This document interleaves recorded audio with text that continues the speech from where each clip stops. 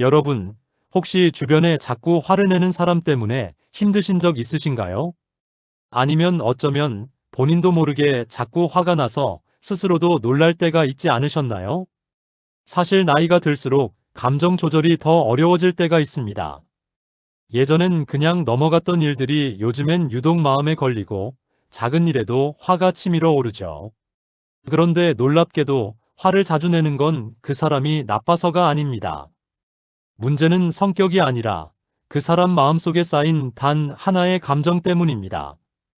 여러분과 비슷한 나이를 살아온 분들 중에도 어떤 분은 늘 화를 내며 관계가 힘들어지고 또 어떤 분은 똑같은 상황에서도 마음이 편안하더라고요.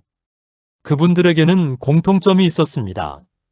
화를 내는 사람 마음속에 무엇이 있는지, 그리고 그 마음을 어떻게 이해할 수 있는지를 아는 것이었습니다. 나이와 상관없습니다. 지금부터 알아도 충분히 관계가 달라질 수 있습니다. 지금부터 화내는 사람의 마음속 이야기를 천천히 들려드리겠습니다. 영상 시작하기 전에 구독, 좋아요 부탁드리고요.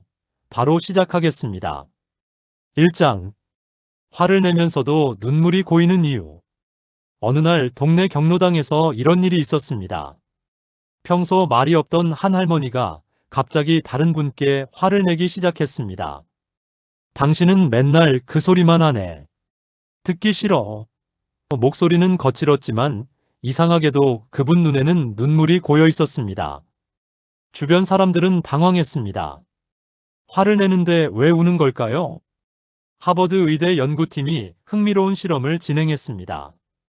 분노를 표현하는 사람들의 뇌를 MRI로 촬영한 결과 화를 낼 때 활성화되는 부위가 두 곳이었습니다.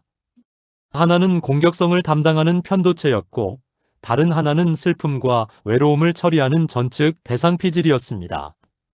즉, 화를 내는 순간에도 뇌는 동시에 슬픔을 느끼고 있었던 겁니다. 화는 사실 가면입니다. 그 뒤에는 늘 다른 감정이 숨어 있습니다. 대부분은 슬픔이고 외로움이고 무시당했다는 서운함입니다.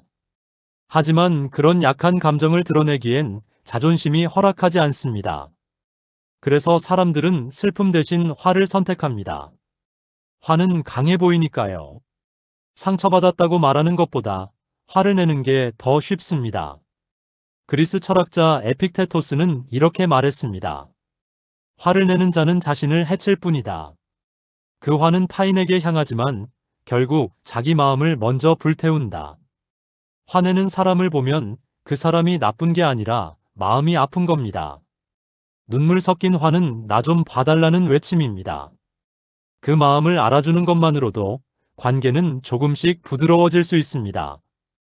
2장. 작은 일에도 폭발하는 사람의 공통점. 친구 한 분이 이런 말을 하더군요. 요즘 남편이 이상해. 컵 하나 안 치웠다고 소리를 지르더라고. 예전엔 안 그랬는데. 컵 하나 때문에 화를 낼까요? 아닙니다. 컵은 그냥 마지막 한 방울이었을 뿐입니다. 심리학자 존 가트맨은 30년간 부부 관계를 연구하며 감정 계좌라는 개념을 제시했습니다.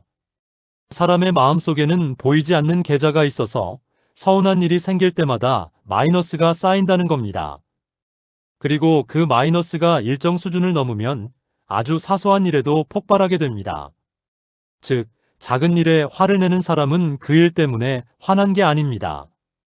그동안 쌓인 수십, 수백 가지 서운함이 한꺼번에 터진 겁니다. 문제는 본인도 정확히 뭐 때문에 화가 났는지 모른다는 겁니다. 그냥 화가 난다는 감정만 있을 뿐, 왜 화가 났는지는 설명하기 어렵습니다. 그래서 컵 안 치웠잖아 라고 말하지만 사실은 당신은 나한테 관심이 없잖아 라는 외침인 겁니다. 작은 일에 화내는 사람을 보면 과민하다, 성격 나쁘다고 생각하기 쉽습니다. 하지만 사실은 그 사람 마음속 계좌가 이미 바닥났다는 신호입니다. 노자는 이렇게 말했습니다. 물방울이 모여 바위를 뚫는다. 작은 것을 가볍게 여기지 말라. 작은 화도 쌓이면 관계를 무너뜨립니다. 하지만 반대로 작은 관심도 쌓이면 마음을 회복시킵니다. 화내는 사람에게 필요한 건 큰 사과가 아니라 작은 신호들입니다. 당신 마음, 나는 알고 있어요라는 신호 말입니다. 3장. 나는 화 안 낸다고 말하는 사람이 더 위험한 이유. 동네에서 만난 한 분이 이런 말을 하셨습니다. 나는 평생 화 안 내고 살았어. 참는 게 미덕이라고 배웠거든. 그런데 그분 표정은 전혀 편안해 보이지 않았습니다. 오히려 굳어 있었고 말할 때마다 입꼬리가 미세하게 떨렸습니다. 스탠퍼드 대학 심리학과 제임스 그로스 교수팀은 20년간 감정 억제에 대한 연구를 진행했습니다. 그 결과 화를 억제하는 사람들은 혈압이 상승하고 스트레스 호르몬인 코르티솔 수치가 크게 증가했습니다. 더 놀라운 건 억제된 감정은 사라지지 않고 몸속에 계속 남아있다가 결국 예상치 못한 순간에 폭발한다는 점이었습니다. 즉, 나는 화 안 낸다는 말은 나는 화를 쌓아두고 있다는 뜻입니다. 화를 참는 건 미덕이 아니라 시한폭탄을 품고 사는 것과 같습니다. 언젠가는 터집니다. 그리고 터질 때는 훨씬 더 크게 터집니다. 평소 조용하던 사람이 어느 날 갑자기 관계를 끊거나 폭발적으로 화를 내는 이유가 바로 이것입니다. 더 큰 문제는 본인도 자기 감정을 모른다는 겁니다.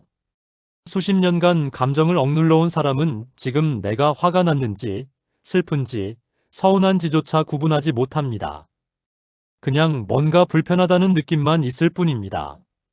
공자는 이렇게 말했습니다.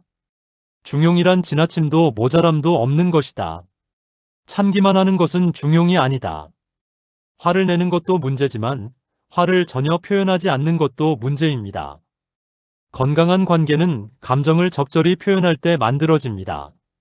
나 지금 조금 서운해라고 말하는 용기가 나중에 큰 폭발을 막아줍니다. 4장. 화내는 순간 목소리가 떨리는 진짜 이유. 카페에서 한 부부가 조용히 이야기를 나누다가 갑자기 목소리가 커졌습니다.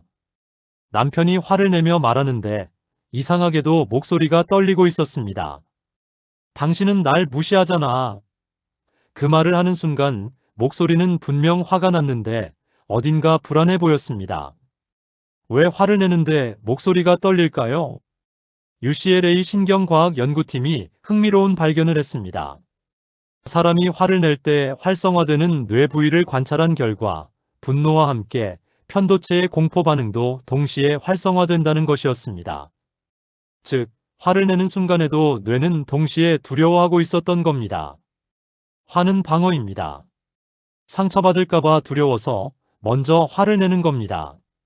사람들은 화를 공격이라고 생각하지만 사실 화는 자기 보호입니다. 더 이상 나를 아프게 하지 마라는 경고이자 나는 지금 너무 불안해라는 신호입니다. 목소리가 떨리는 건 그 사람이 강해서가 아니라 약하기 때문입니다. 두려움이 크면 클수록 화는 더 격렬해집니다. 특히 나이가 들수록 이런 패턴이 강해집니다.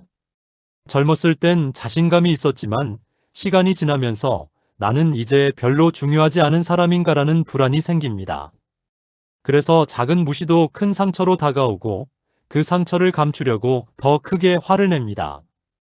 프랑스 철학자 블레즈 파스칼은 이렇게 말했습니다. 인간은 불안을 감출 수 없다. 가장 큰 오만 뒤에는 가장 깊은 불안이 숨어 있다. 화내는 사람을 보면 저 사람은 강하다고 생각하지 마세요. 오히려 저 사람은 지금 많이 불안하구나라고 이해해 주세요. 그 마음을 알아주는 것만으로도 화는 조금씩 줄어듭니다. 5장. 가족에게만 유독 화를 많이 내는 심리. 한 며느리가 이런 하소연을 했습니다. 시어머니는 밖에서는 웃으시면서 집에만 오면 저한테 화를 내세요. 왜 저한테만 그러실까요? 왜 사람들은 가까운 사람에게 더 화를 낼까요? 하버드 대학 심리학과 수잔 실크 교수는 링 이론을 제시했습니다. 사람은 마음속에 여러 개의 동심원을 가지고 있는데 중심에 가까울수록 더 편하게 감정을 드러낸다는 이론입니다.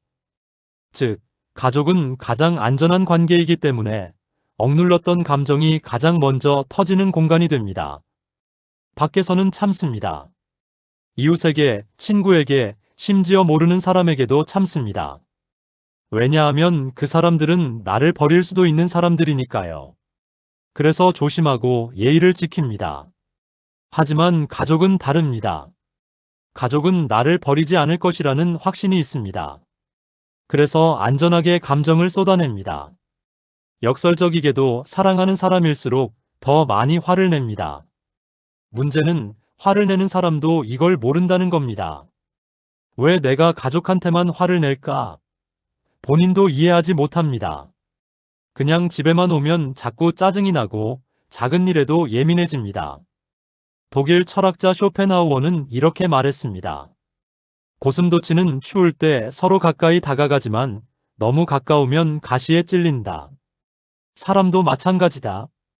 가족에게 화를 낸다면 그건 사랑이 없어서가 아닙니다. 오히려 그 사람이 안전하다고 느껴서입니다. 하지만 안전하다고 해서 무엇이든 쏟아내도 되는 건 아닙니다. 가까운 사람일수록 더 조심해야 합니다. 그 사람이 곁에 있어주는 게 당연하지 않다는 걸 기억해야 합니다. 6장.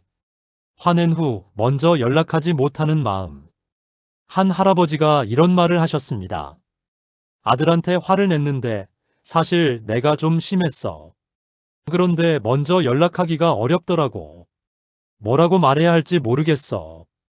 화를 낸 후 왜 먼저 연락하기가 이렇게 어려울까요?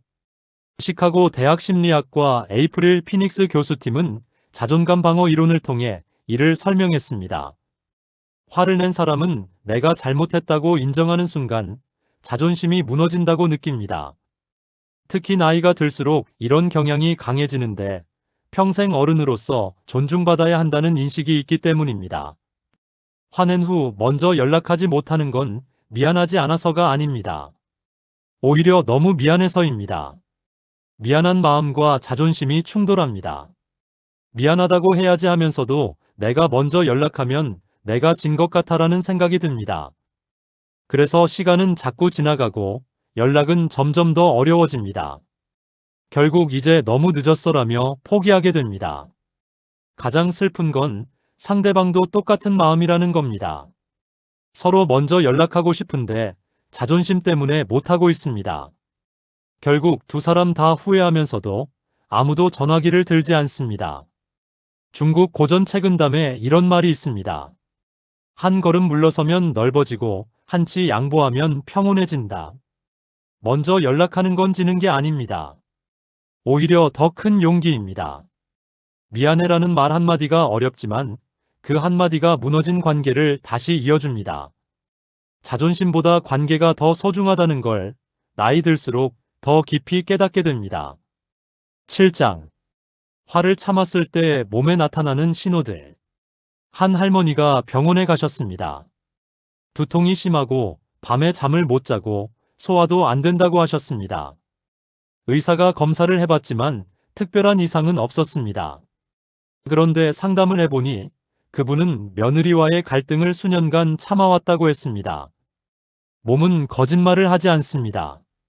존스 홉킨스 대학 의대 연구팀이 20년간 3,000명을 추적 조사한 결과 분노를 습관적으로 억제하는 사람들은 심장질환 발병률이 40% 높았고 우울증과 불안장애도 3배 이상 높았습니다.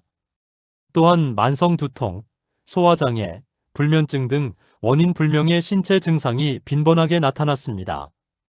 화를 참으면 마음은 편해질까요? 아닙니다. 오히려 몸이 대신 아픕니다. 화는 에너지입니다. 표현되지 않으면 사라지지 않고 몸속 어딘가에 쌓입니다. 그게 쌓이고 쌓이면 두통이 되고 소화불량이 되고 불면증이 됩니다. 몸은 마음이 말하지 못한 것을 대신 말합니다. 이제 그만 참아. 내 마음 좀 들여다봐라고 신호를 보내는 겁니다. 특히 시니어 세대는 평생 참는 게 미덕이라고 배워왔기 때문에 이런 신호를 무시하기 쉽습니다. 나이 들면 다 아픈 거지 하고 넘기지만 사실은 억눌린 감정이 병으로 변하는 과정입니다. 히포크라테스는 이렇게 말했습니다. 병의 원인은 몸이 아니라 마음에서 시작된다. 원인 모를 통증이 있다면 한번 스스로에게 물어보세요.